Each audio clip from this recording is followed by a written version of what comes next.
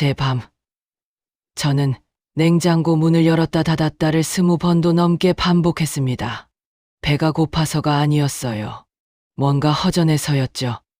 가슴 한가운데가 텅 빈 것 같았습니다.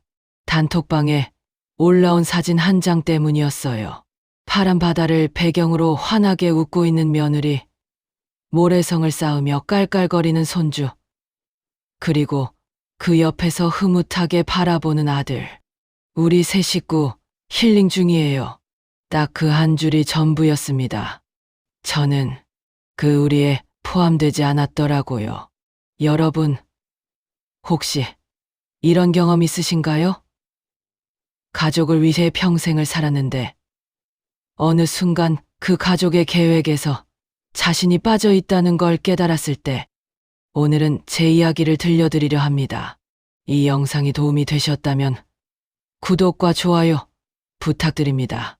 여러분의 작은 클릭 하나가 저에게 큰 힘이 됩니다. 며칠 전으로 돌아가 볼까요? 그날 아침, 저는 평소처럼 시장에 다녀왔습니다. 아들이 좋아하는 배추를 샀고 손주가 즐겨 먹는 딸기도 한 팩 집어들었죠. 계산하면서도 흐뭇했어요. 다음 주말에 오면 이거 해줘야지 하면서요. 그런데 집에 돌아와서 휴대폰을 보니 단톡방에 메시지가 쌓여 있었습니다. 이번 주말에 우리 바다 갈 거예요. 애가 너무 좋아하네요. 어머니, 저희 2박 3일 다녀올게요. 걱정 마세요. 순간 손이 멈췄습니다. 아, 이번 주말엔 안 오는구나. 그것까진 괜찮았어요. 젊은 사람들, 여행 가야죠. 문제는 그 다음이었습니다. 같이 가자는 말은 왜 없지? 이상하게 들리실 수도 있을 것 같아요. 며느리가 쉬라는데 뭐가 서운하냐고요. 저도 그렇게 생각하려고 했습니다. 그래, 젊은 사람들끼리 있어야 편하지. 나 때문에 신경 쓰게 하면 안 되지. 그렇게 마음을 다잡았어요. 근데 말이죠. 왜 자꾸만 생각이 나는 걸까요? 예전에는 안 그랬거든요. 아이들이 어렸을 땐 봄만 되면 늘 가족 나들이를 다녔습니다.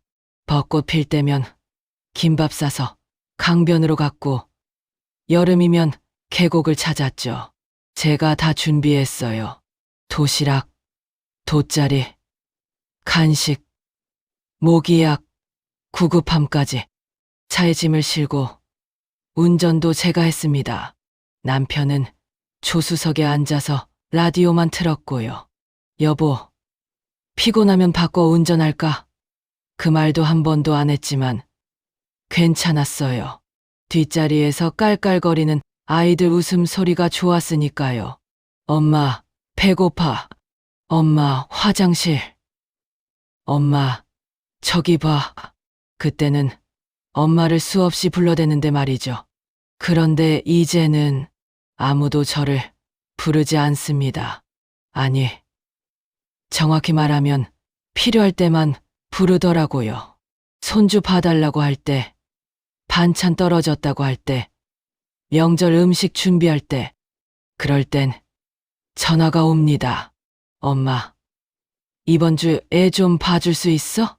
어머니, 죄송한데 김치 좀 담가 주실 수 있으세요?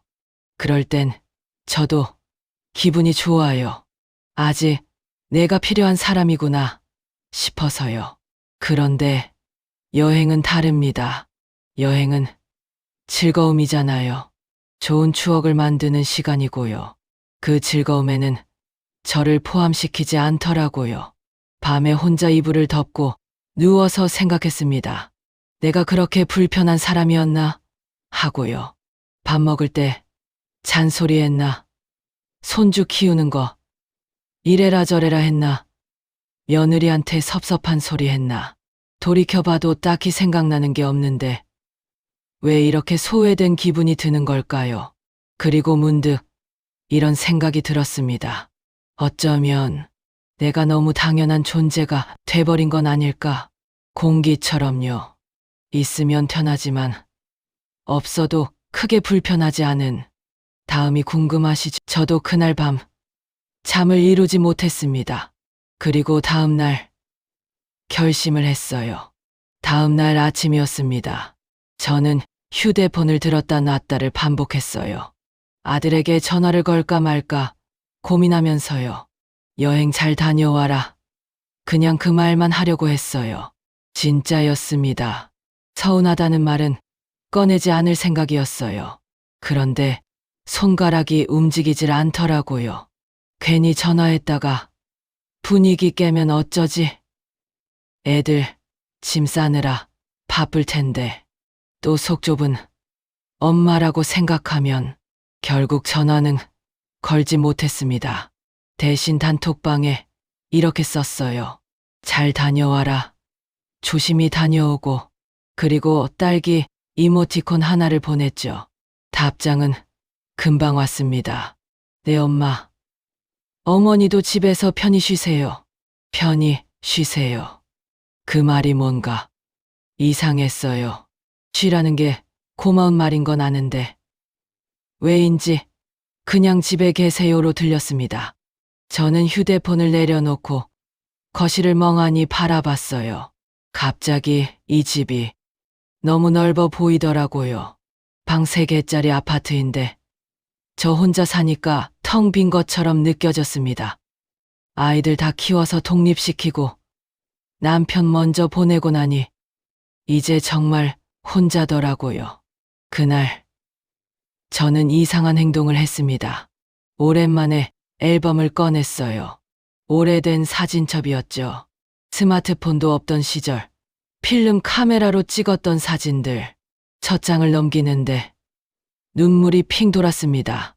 거기엔 젊은 제가 있었거든요. 20살 때 친구들과 놀러 갔던 해변 사진.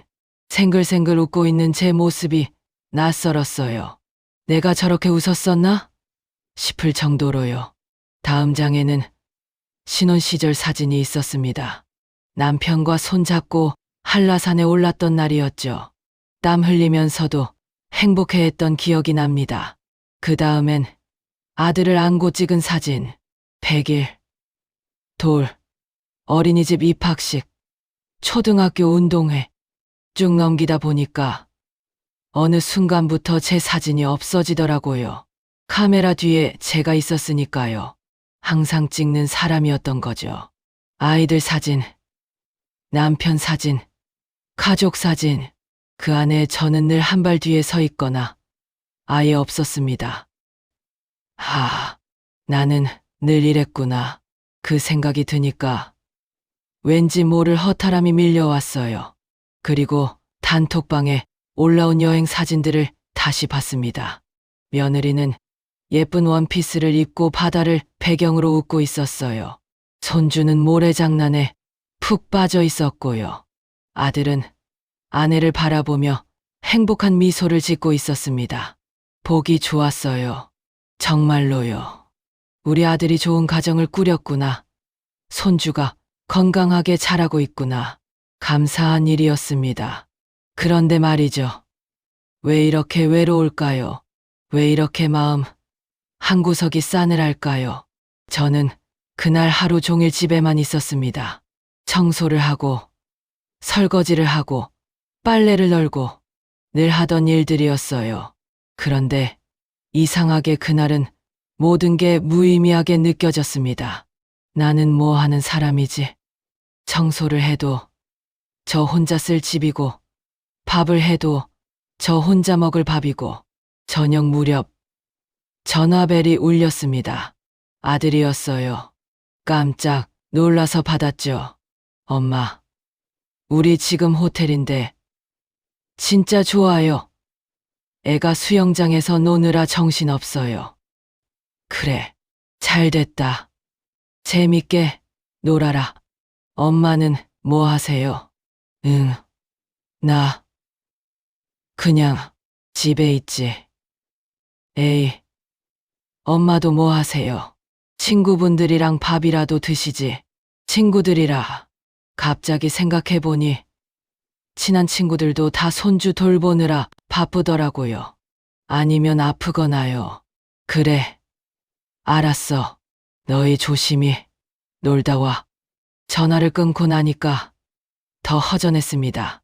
아들은 제가 친구들과 즐겁게 지낼 거라고 생각하는 것 같았어요. 하지만 현실은 달랐죠. 저는 그저 혼자였습니다. 이 상황, 어떻게 해야 할까요? 저는 고민 끝에 어떤 결심을 했습니다. 그게 뭐였을까요? 다음 주면 손주 생일이었습니다. 벌써 5살이더라고요. 시간 참 빠르죠. 저는 며칠 전부터 고민했어요. 뭘 선물해 줄까? 어떤 케이크를 좋아할까? 예전에는 생일날이면 제가 미역국도 끓이고 잔치 준비도 다 했거든요. 친척들 불러서 북적북적하게 보냈죠. 그런데 작년부터는 달라졌어요. 어머니, 이번엔 저희끼리 조촐하게 할게요. 애가 사람 많으면 힘들어해서요. 그때도 그 말을 들었을 때 뭔가 찜찜했습니다. 손주가 사람 많은 거 싫어한다고? 나는 사람이 아닌가? 그런 생각까지 들더라고요. 물론 입 밖으론 안 냈지만요. 그래서 이번에는 조심스러웠습니다. 먼저 며느리에게 문자를 보냈어요. 다음 주 토요일에 손주 생일이잖아. 할머니가 케이크라도 사갈까? 한참을 기다렸는데 답이 없었어요. 30분쯤 지나서야 답장이 왔습니다. 어머니, 감사해요. 그런데 케이크는 저희가 예약해놨어요. 손주가 좋아하는 캐릭터로요. 어머니는 편한 시간에 잠깐 들르세요. 잠깐 들르세요. 그 표현이 묘했어요. 마치 방문객 대하듯이 느껴졌습니다. 저는 할머니인데 말이죠. 저는 답장을 보내지 않았어요. 뭐라고 써야 할지 모르겠더라고요. 그래. 알았어. 이것도 이상하고 나도 함께 있고 싶은데 이것도 너무 직접적이고 결국 이모티콘 하나만 보냈습니다. 웃는 얼굴 하나요. 그리고 며칠을 꼭 고민했어요. 생일날 정말 갈까 말까? 가면 어색할 것 같고 안 가면 손주가 실망할 것 같고 그러다가 결국 결심했습니다. 갈 거면 제대로 가자고요. 백화점에 가서 손주가 좋아할 만한 장난감을 골랐어요. 비싼 거였지만 괜찮았습니다. 손주 기쁜 얼굴 보는 게 더 중요하니까요. 선물을 포장하고 생일 카드도 하나 샀어요. 거기에 정성스럽게 글을 썼습니다. 우리 사랑하는 손주에게 할머니가 너를 얼마나 사랑하는지 알지? 건강하게 자라줘서 고마워. 생일 축하해. 카드를 쓰면서 눈물이 났어요. 왜 이렇게 눈물이 나는지 모르겠더라고요. 그냥 서러웠습니다. 손주 생일인데 할머니가 왜 이렇게 눈치를 봐야 하나? 그게 억울했어요. 생일날 아침, 저는 일찍 일어나 준비를 했습니다. 깔끔하게 옷을 차려입고 머리도 단정히 빗었어요. 화장도 옅게 했고요. 거울을 보니까 낯선 제 모습이 보였습니다. 언제 이렇게 늙었지? 주름이 깊어졌고 머리도 많이 희끗희끗해졌더라고요. 한숨이 나왔지만 고개를 저었어요. 오늘은 손주 생일이야. 밝게 웃어야지. 아들네 집에 도착한 건 오후 2시쯤이었습니다. 초인종을 누르는데 가슴이 두근거렸어요. 왜 우리 아들 집에 오는데 이렇게 떨려야 하는지. 문이 열리고 며느리가 나왔습니다. 어머니, 오셨어요. 어서 들어오세요. 밝은 목소리였어요. 하지만 뭔가 형식적으로 느껴졌습니다. 거실로 들어가니 이미 케이크가 준비되어 있었어요. 예쁜 캐릭터 케이크였죠. 손주는 친구 몇 명과 함께 놀고 있었고요. 손주야, 할머니 왔어. 손주가 저를 보더니 달려왔습니다. 할머니. 그 순간만큼은 정말 행복했어요. 손주를 안았을 때 이 모든 게 다 괜찮아지는 것 같았습니다. 하지만 그것도 잠시였죠. 케이크 촛불을 끄고 선물을 뜯고 사진을 몇 장 찍고 나니 분위기가 묘해졌습니다. 며느리가 넌지시 말했어요. 어머니, 차 한 잔 드시고 가실래요? 아니면 이따가 저녁 드시고 가세요. 그 말투가 뭔가 슬슬 가셔도 됩니다로 들렸어요. 저는 억지로 웃으며 말했습니다. 아니야. 나 먼저 갈게. 너희 편하게 있어라. 에이, 괜찮은데.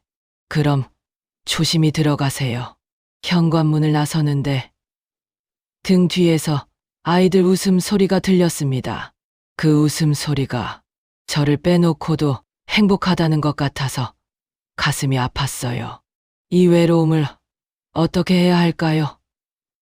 저는 그날 밤 어떤 깨달음을 얻었습니다. 집으로 돌아오는 길은 참 멀게 느껴졌습니다. 버스를 타고 창밖을 보는데 거리는 활기찼어요. 가족 단위로 나들이 나온 사람들, 손잡고 걷는 연인들, 친구들끼리 웃으며 걷는 무리들, 모두가 누군가와 함께였습니다. 저만 빼고요. 집에 도착해서 현관문을 열고 들어갔어요. 다녀왔습니다. 습관적으로 말했는데 대답하는 사람은 아무도 없었습니다. 당연하죠. 혼자 사는데요. 그런데 그날따라 그 침묵이 유독 크게 느껴졌습니다. 거실 불을 켜고 소파에 털썩 앉았어요. 손주 생일 파티는 분명 즐거웠어요. 손주 웃는 얼굴도 봤고 선물 좋아하는 것도 봤고요. 그런데 왜 이렇게 허전할까요? 제가 그 자리에 있었지만 동시에 없었던 것 같았어요. 마치 겉도는 기분이었달까요? 저는 휴대폰을 꺼내 사진첩을 열었습니다. 오늘 찍은 사진들이 있었어요. 손주와 함께 찍은 사진 한 장, 케이크 앞에서 찍은 단체 사진 한 장. 그런데 이상했어요. 단체 사진 속 제 표정이 어색했습니다. 억지로 웃고 있는 것 같았어요. 눈이 웃고 있지 않더라고요. 나는 진짜 행복했던 걸까? 그 질문이 머릿속을 맴돌았습니다.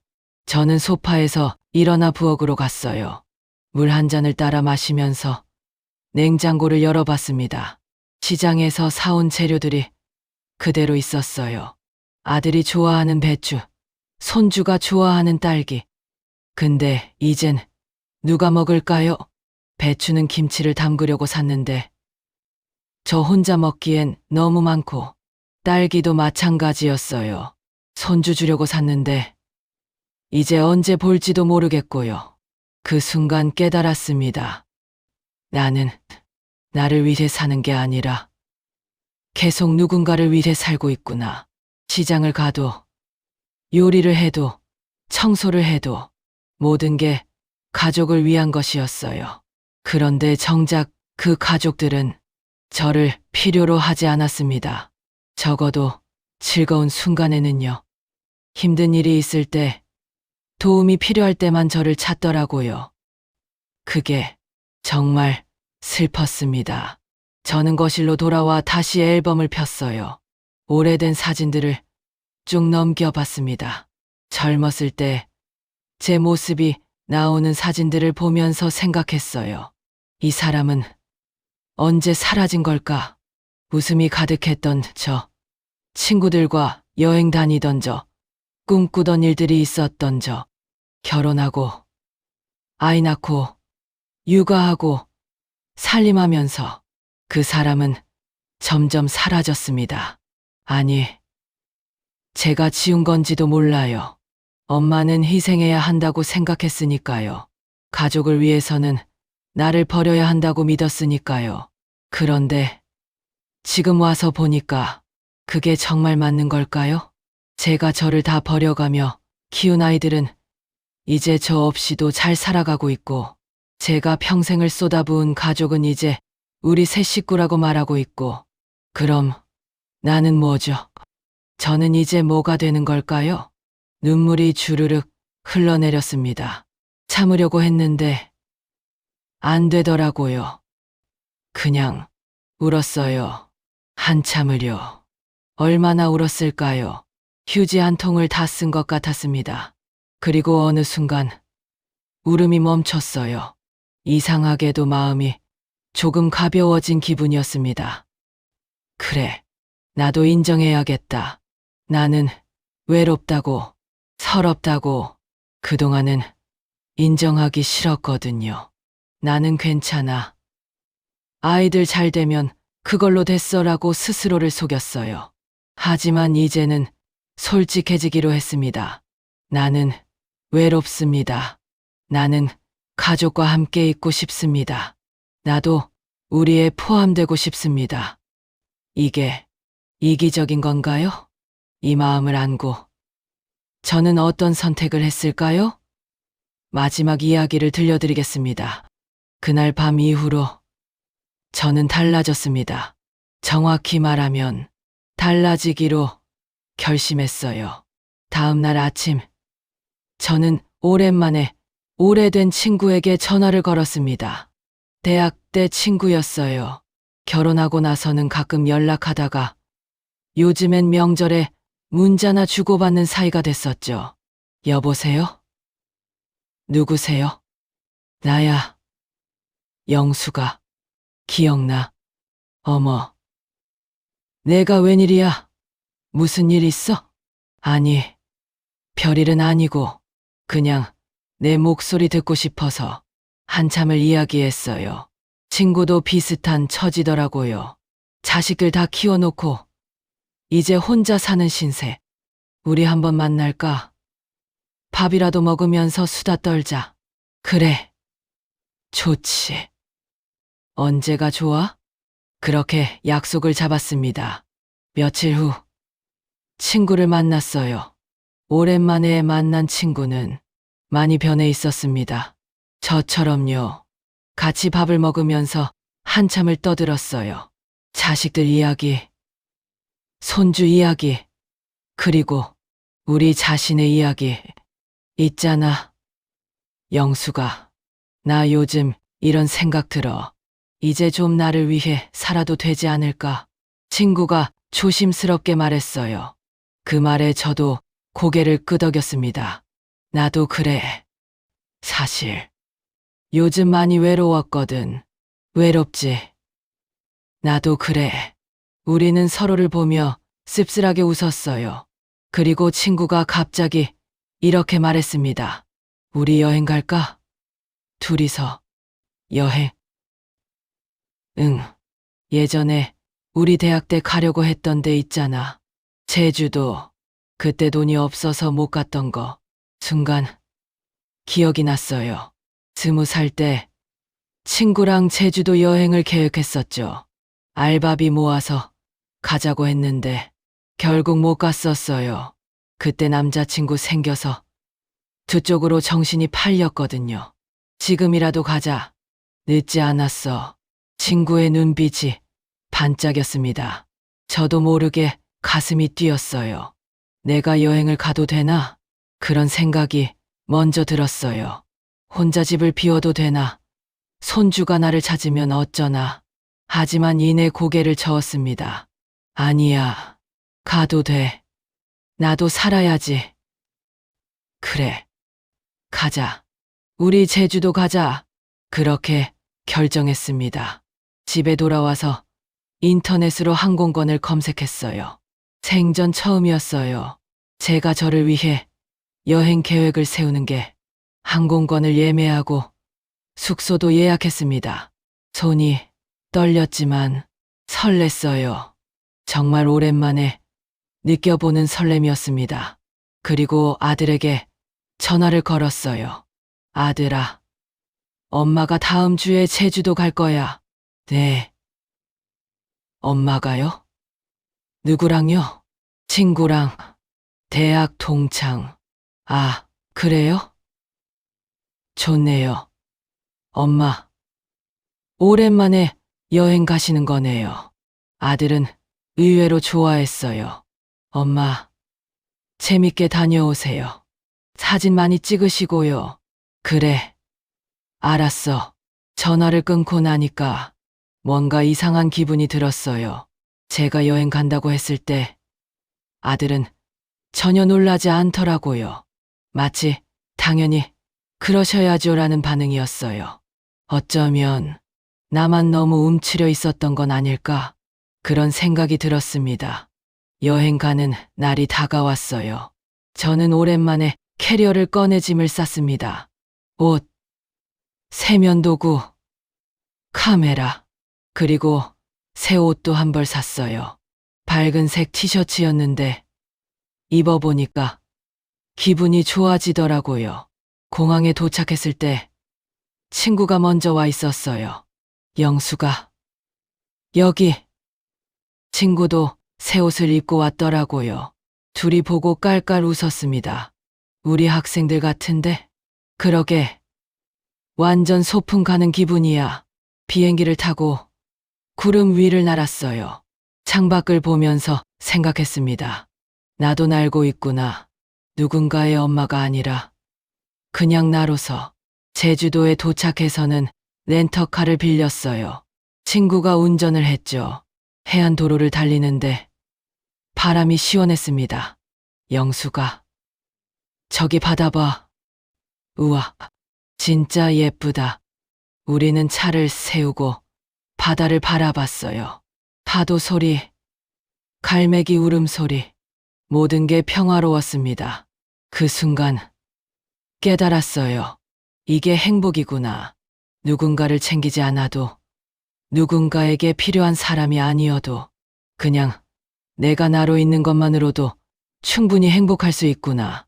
3박 4일 동안 우리는 제주도 곳곳을 다녔어요. 오름에 올라가고, 카페에서 차를 마시고, 맛있는 음식도 먹고, 사진도 엄청 많이 찍었어요.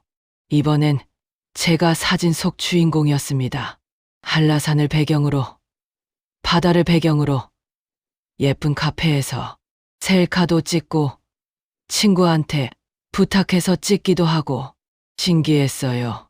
제가 이렇게 사진 찍히는 걸 즐길 줄은 몰랐거든요. 마지막 날 밤, 숙소 발코니에서 친구와 함께 앉아 있었어요.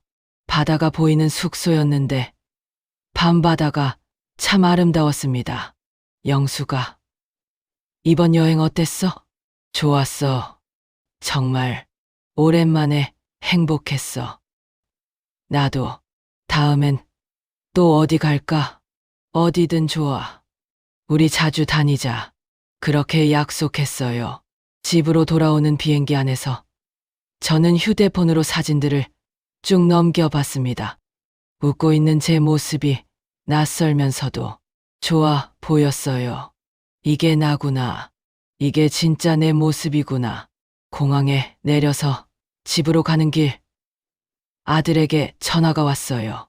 엄마, 잘 다녀오셨어요? 응, 잘 다녀왔어. 사진 보내주세요. 엄마 표정 진짜 밝으시던데요. 그래? 엄마가 사진 찍은 거 봤어? 네. 단톡방에 올리신 거요. 진짜 좋아 보이셨어요. 아들의 목소리가 뭔가 달랐어요. 조금 더 따뜻하게 느껴졌달까요? 엄마, 다음에 또 여행 가세요. 자주 나가시고요. 그래, 그럴게. 전화를 끊고 단톡방을 확인해 봤어요. 제가 올린 제주도 사진들 밑에 며느리가 댓글을 달아놨더라고요. 어머니, 너무 멋지세요.